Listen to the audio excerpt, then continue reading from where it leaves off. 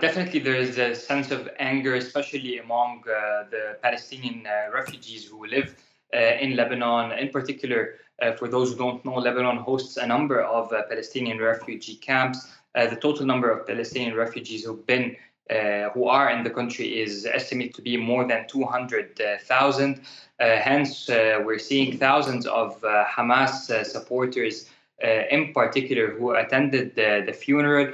The funeral started outside of the Palestinian camp. It started in the heart of Tariq El Jdideh, in one of the mosques there, a huge mosque in Tariq El Jdideh. And then the funeral moved into the Palestinian refugee camp of Shatila, where al-Arouri was buried along with the other people who lost their lives in their airstrike as well. So thousands of people, especially Palestinians and Hamas supporters, who were angry today in that funeral, as well as many Lebanese people, are anxious on what could the next hours and days bring to the ongoing conflict between Israel and Hezbollah.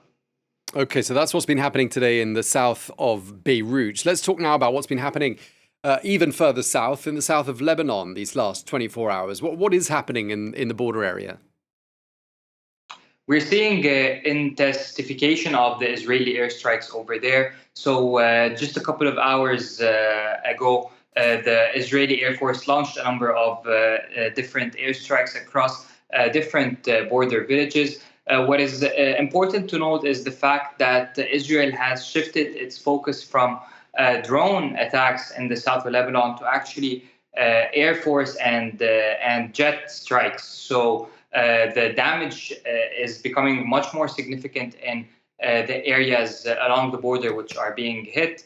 Yesterday, even in the late evening hours, Israel launched an airstrike on the town of Naqoura, which is very close to the border, but it was the first time that Israel actually launches an attack on the center of the town. So a three-story building in that town was hit. The entire building collapsed, as long as severe damage to a number of other houses and the entire neighborhood nearby. So we're seeing a much larger scale of destruction resulting from those Israeli attacks on southern Lebanon, as well as the usual Hezbollah claimed operations where Hezbollah attacks either armored vehicles stationed along the border or a group of soldiers. And even recently, Hezbollah started attacking just houses in the settlements along the border with Israel.